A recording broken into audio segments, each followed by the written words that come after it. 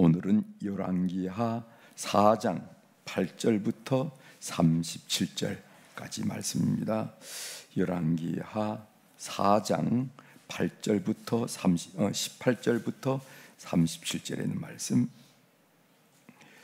제가 가진 성경으로는 구약 성경 566면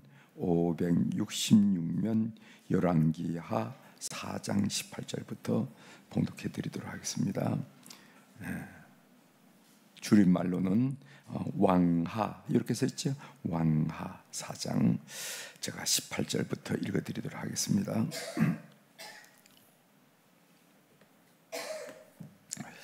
그 아이가 자라매 하루는 추수꾼들에게 나가서 그의 아버지에게 이르렀더니 그의 아버지에게 이르되 내 머리야 내 머리야 하는지라 그의 아버지가 사원에게 말하여 그의 어머니에게로 데려가라 하매 곧 어머니에게로 데려갔더니 낮까지 어머니의 무릎에 앉아 있다가 죽은지라. 그의 어머니가 올라가서 아들을 하나님의 사람의 침상 위에 두고 문을 닫고 나와 그 남편을 불러 이르되 청하건대 사원 한 명과 나귀 한 마리를 내게로 보내소서. 내가 하나님의 사람에게로 달려갔다가 돌아오리다 하니 그 남편이 이르되 조하루도 아니요 안식일도 아니거늘 그대가 오늘 어찌하여 그에게 나아가고자 하느냐 하는지라. 여인이 이르되 평안을 비나이다 하니라. 이에 나귀의 안장을 지우고 자기 사원에게 이르되 몰고 가라. 내가 말하지 아니하거든 나를 위하여 달리기를 멈추지 말라 하고 드디어 갈렙산으로 가서 갈멜산으로 가서 하나님의 사람에게로 나아가니라. 하나님의 사람이 멀리서 그를 보고 자기 사원 게하시에게 이르되 자기 수님 여인이 있도다. 너는 달려가서 그를 맞아 이르기를 너는 평안하냐 내 남편이 평안하냐 아이가 평안하냐 하라 하였더니 여인이 대답하되 평안하다고. 산에 이르러 하나님의 사람에게 나아가서 그 발을 앙는지라. 게하시가 가까이 와서 그를 물리치고자 하매 하나님의 사람이 이르되 가만두라. 그의 영혼이 괴로워하지만은 하나님 여호와께서 내게 숨기시고 이르지 아니하셨도다 하니라. 여인이 이르되 내가 내 주께 아들을 구하더이까 나를 속이지 말라고 내가 말하지 아니하더이까 하니 엘리사가 게하시에게 이르되 내 허리를 묶고 내 지팡이를 손에 들고 가라. 사람을 만나거든 인사하지 말며 사람이 네게 인사할지라도 대답하지 말고 내 지팡이를 그 아이 얼굴에 놓으라 하는지라. 아이의 어머니가 이르되 여호와께서 살아계심과 당신의 영혼이 살아계심을 두고 맹세하노니 내가 당신을 떠나지 아니하리이다. 엘리사가 이에 일어나 여인을 따라가니라. 게하시가 그들보다 앞서가서 지팡이를 그 아이의 얼굴에 놓았으나 소리도 없고 듣지도 아니하는지라. 돌아서 엘리사를 맞아 그에게 말하여 아이가 깨지 아니하였나이다 하니라. 엘리사가 집에 들어가 보니 아이가 죽었는데 자기의 침상에 눕혔는지라. 들어가서는 문을 닫으니 두 사람뿐이라. 엘리사가 여호와께 기도하고 아이 위에 올라 엎드려 자기 입을 그의 입에 자기 눈을 그의 눈에 자기 손을 그의 손에 대고 그의 몸에 엎드리니 아이의 살이 차차 따뜻하더라. 엘리사가 내려서 집 안에 한 번 이리저리 다니고 다시 아이 위에 올라 엎드리니 아이가 7번 재채기 하고 눈을 뜨는지라. 엘리사가 게하시를 불러 저 수넴 여인을 불러오라 하니 그 부름의 여인이 들어가서 엘리사가 이르되 네 아들을 데리고 가라 하니라. 여인이 들어가서 엘리사의 발 앞에서 땅에 엎드려 절하고 아들을 안고 나가니라. 아멘. 37절까지 함께 읽었습니다.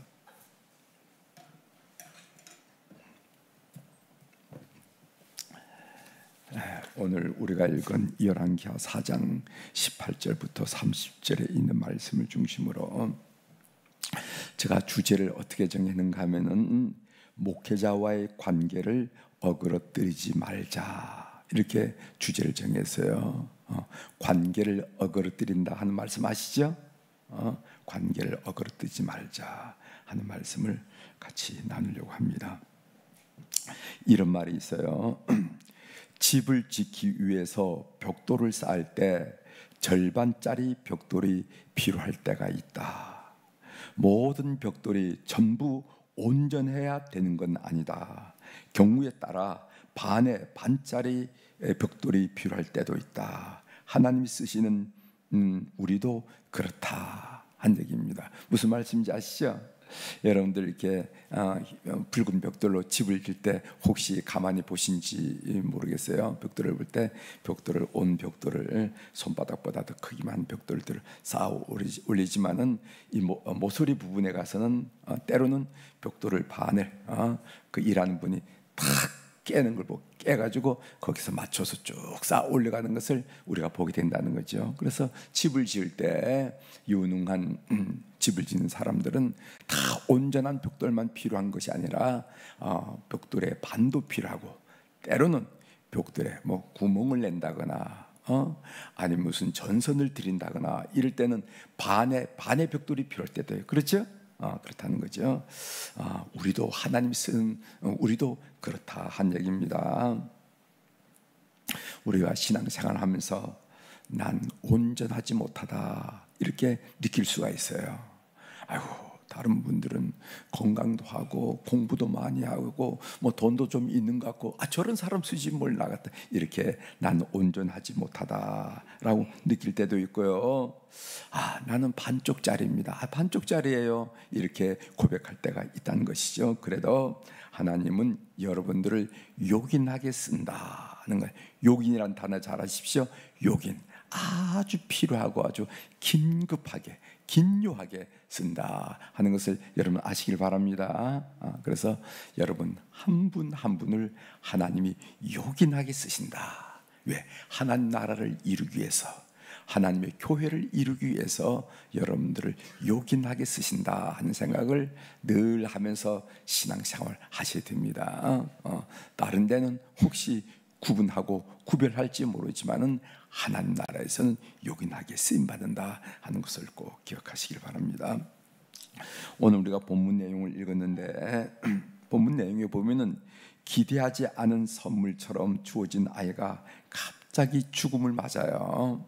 우리가 열왕기하 4장 1절부터 18절에 보면 이 수넴 여인이 아이가 없었잖아요. 아이가 없었고 남편은 늙었는데 마치 아브라함과 사라처럼 늙었는데 하나님께서 아이를 주신다 해서 그 다음에 그때쯤에 아이를 하나님으로부터 얻게 됩니다. 근데 이 아이가 갑자기 죽음을 맞이했어요. 주스 때 아이가 아버지 있는 밭에 나갔는데 갑자기 머리가 아프다 소리쳐. 아유 내 머리야, 아이고 내 머리야 이런다는 겁니다. 그래서 학자들은 이 열사병인가, 또 어떤 분들은 말라리아라, 말라리아가 머리가 아픈가 봐요. 말라리아라 얘기하는 분들도 있고, 뭐 학자들마다 열사병, 갑자기 열사병이 걸려서 쓰러지거나 뭐 그런 얘기가 있지 않습니까? 그렇게 소리쳐. 아버지는 아이를 급히 어머니에게 보냈지만은 몇 시간이 지나지 않아 그 아이는 어머니의 무릎 위에서 죽고 말았다는 겁니다.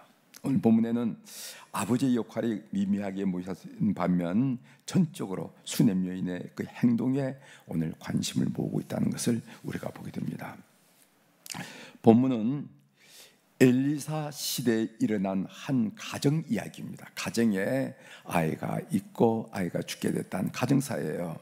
여러분, 이 열왕기 상하, 열왕기서는요 이스라엘의 역대 왕의 사적을 다루는 책입니다. 그래서 열왕이라고 그러는 거예요. 열왕. 그러니까 이스라엘의 역대 왕을, 북쪽에 있는 북이스라엘 왕국, 남쪽에 있는 남유다 왕국에는 여러 왕들이 출현하는데 그 왕들이 어떻게 하나님의 서고 그 백성들을 다스리는가 하고 그 왕들의 사적을 다루는 책인데, 그런 책에서 이 한 가정사를 다루고 이 한 가정사뿐만 아니라 굉장히 많은 범위로 많은 분량으로 이 가정사를 다룬다는 것은 특이할 뿐만 아니라 이렇게 다루는 데에는 이유가 있다는 것이, 어떤 교훈하려고 하는 목적이 있다 하는 것을 우리가 금방 눈에 들어오지 않아요? 그죠?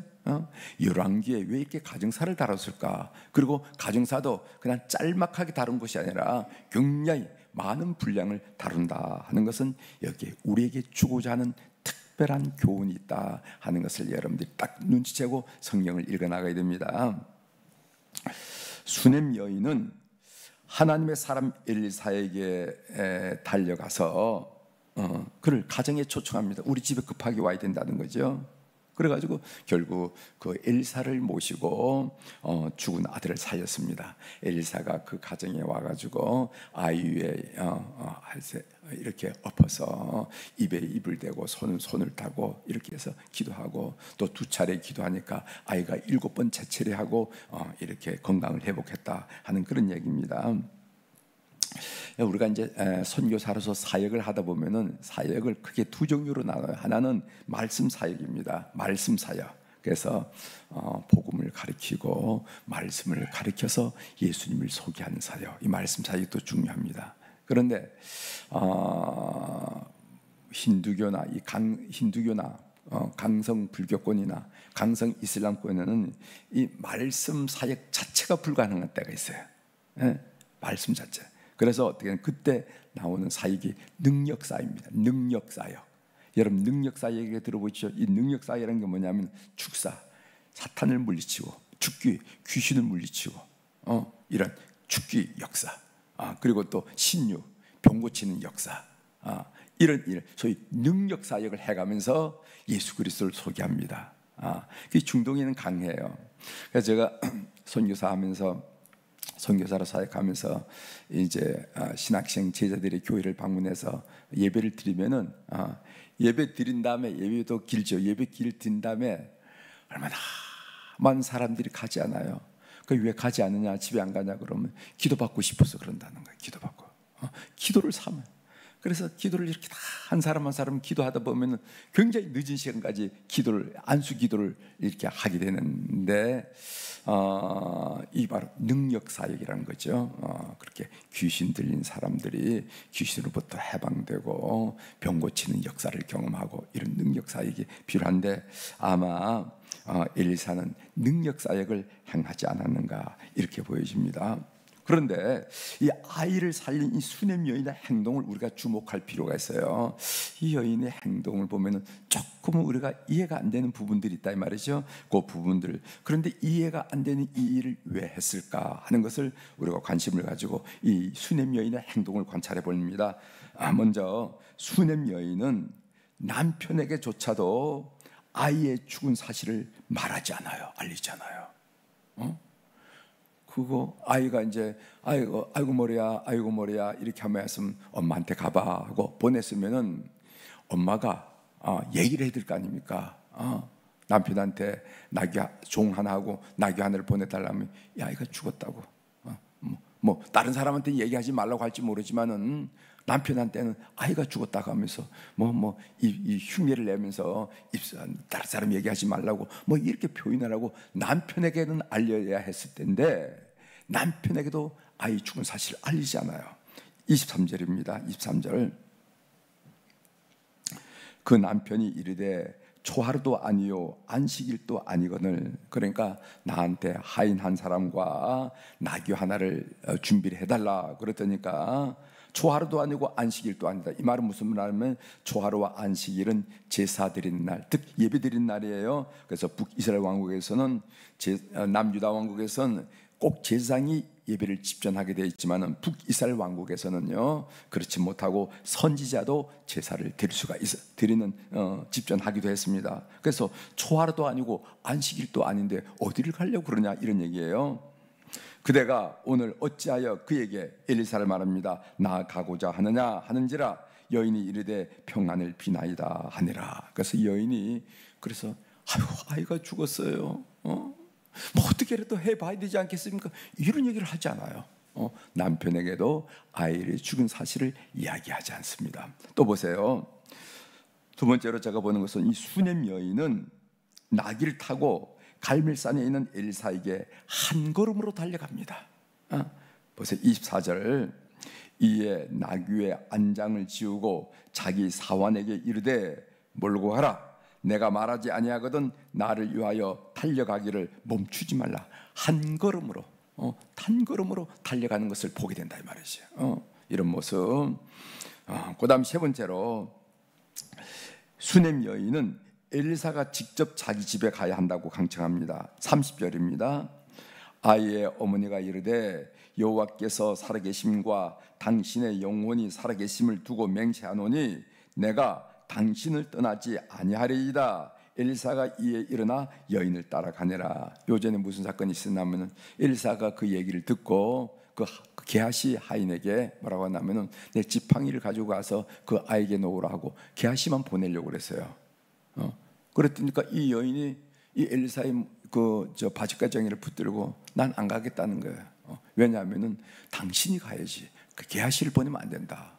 그래가지고 할 수 없이 여기 마지막에 보면은 일어나 여인을 따라가느라 하고 엘리사가 그 집에 가는 것을 우리가 보게 된다는 거죠. 여러분, 이런 수냄 여인의 태도에서 제가 세 가지를 설명을 드리는데 여러분 무엇이 느껴집니까? 아무것도 느껴지지 않아요? 조용해요? 무엇이 느껴집니까? 무엇이 뭐가 이렇게 제가 이렇게 특별히 이렇게 설명드리니까 뭐가 느껴지잖아요. 하나님의 사람 엘리사에 대한 수냄 여인의 두터운 신뢰가 느껴지지 않습니까? 저는 그렇게 느꼈어요. 그러니까 하나님의 사람 엘리사에 대한 수냄 여인의 두터운 신뢰가 여기서 느껴진다 말이죠.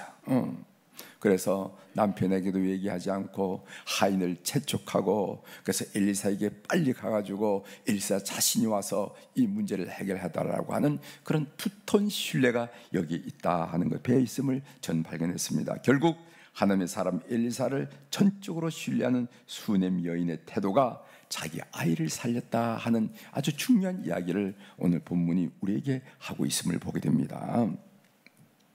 제가 본문을 묵상하면서 우리가 신앙 생활을 잘 하려면은 목회자와의 관계를 어그러뜨리면 안 되겠구나 하는 생각을 다시 하게 됐어요.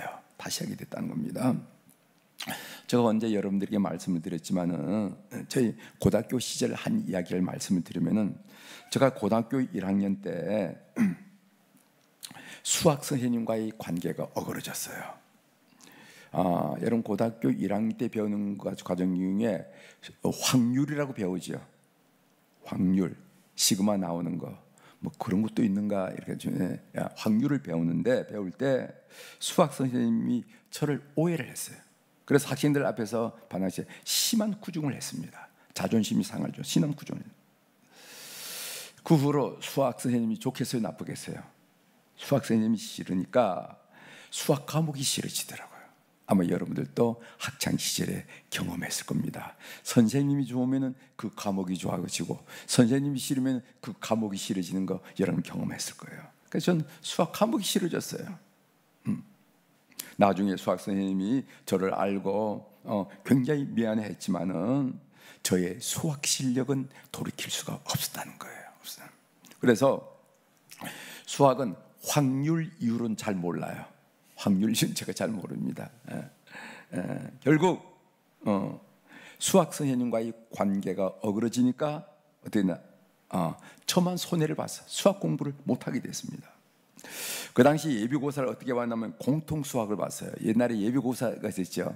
예비고사가 있었는데 지금 학교고사 예비고사를 봤는데 이 공통 수학이 예비고사 과제였거든요. 그래서 이 예비고사를 봐야 되니까 이 공통 수학을 혼자 공부하느라고 애를 먹은 적이 있어요. 애를 먹은 적이 있다 이 말이죠.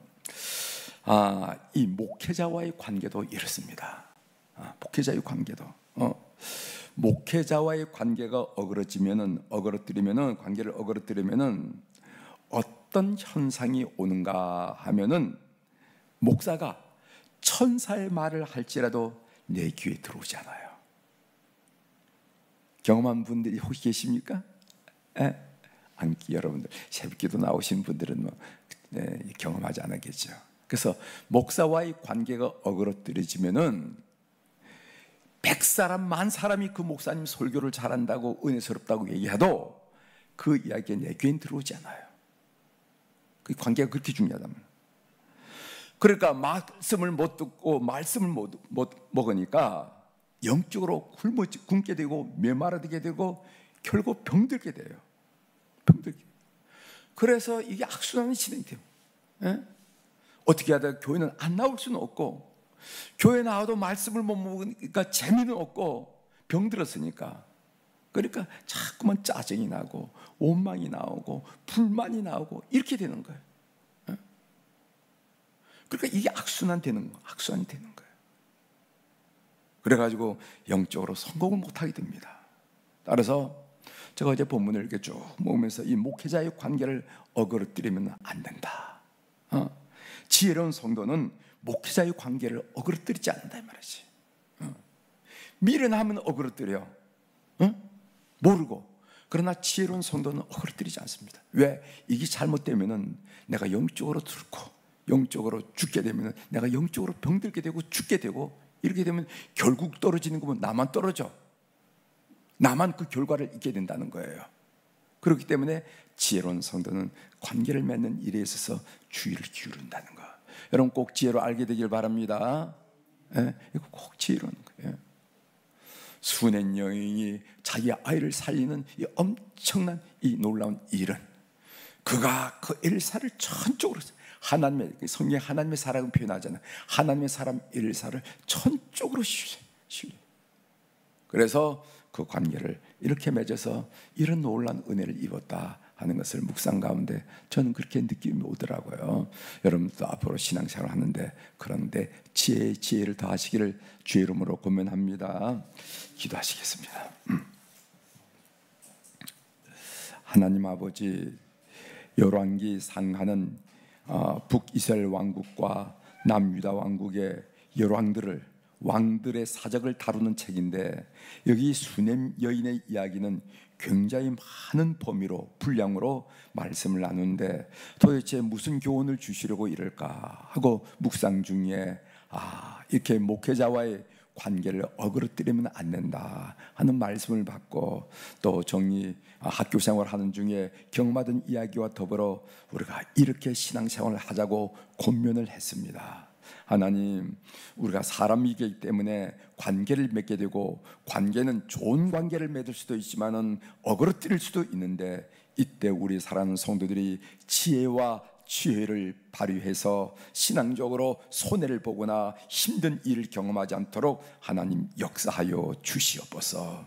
하나님, 오늘 또 우리 사랑하는 교우들이 주님 앞에 1,000번째 헌금 그리고 각가지 제목과 내용을 달아서 그리고 감상금을 주님 앞에 올려싸우니 눈 밝으신 우리 하나님 아버지, 귀 밝으신 우리 하나님 아버지, 헤아리시고 통촉하시고 역사하여 주셔서 삶을 살아가는 동안에 늘 하나님의 세밀하고 섬세하고 구체적이고 강권적으로 능력 있는 그 하나님의 손길을 느끼면서 살아가는 저희들 될 수 있도록 은혜를 허락하여 주시옵소서. 그래서 앉으나 서나 나가나 들어오나 큰 일이나 작은 일이나 내 자신이나 다른 어떤 일을 만날 때 예수님의 이름으로 승리했습니다, 예수님의 이름으로 얻었습니다 하고 주님을 찬양하며 주님께 영광 돌리는 그런 삶이 될 수 있도록 주께서 이 물질들을 연락하여 주시옵소서. 하나님 아버지, 이제 6월달 마지막 주간이 지나고 7월 8월 달에는 교회학교 행사들, 교육 행사들이 일어납니다. 하나님, 우리 주변에 있는 모든 식목이 초록을 더하고 성장을 더하는 것처럼 우리 영아 유아 유치부, 유초등부, 중고등부, 청년부 그 젊은 다음 세대들이 참으로 믿음으로 견고하게 계셔서 이 세상은 오염되고 타락하고 정말 가눌 수 없는 그런 풍조가 우리 주변에 맴돌고 있지만은 하나님의 사람으로 경건하고 거룩하고 성결하고 하나님 쓰시기에 합당한 그릇들로 반듯반듯하게 세워지는 놀라운 역사가 이 교회에 일어나게 도와주시옵소서. 하나님 아버지, 참으로 스코틀랜드를 향하여 기도했던 존 낙스의 기도처럼 이 민족을 향하여 기도하고 이 민족을 책임지는 그런 지도자들을, 믿음의 사람들을 우리가 이렇게 세워야 되는데 하나님, 이번 여름 수련을 통하여 성령께서 강권적으로 강림하셔서 영혼 붙들어서 붙들어 주심으로 부모님이 아무리 잔소리해도 들어먹지 않던 우리 자녀들이 하나님께서 역사하심으로 말미암아 하나님의 사람으로 반듯반듯 세워지는 것을 우리가 경험함으로 하나님의 위대한 역사를 우리가 함께 체험하며 영광을 아버지 앞에 올려드릴 수 있도록 도와주시옵소서.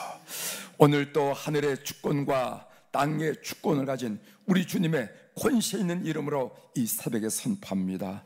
내 영혼이 잘된 같이 범사가 잘 되고 강건한 축복을 우리 사랑하는 교우들, 우리 안에 있는 우리 모든 양들이 하루를 사는 동안에 많이 체험하고 목자장 되신 주님의 인도함으로 승리하는 하루가 될 수 있도록 역사하여 주시옵소서.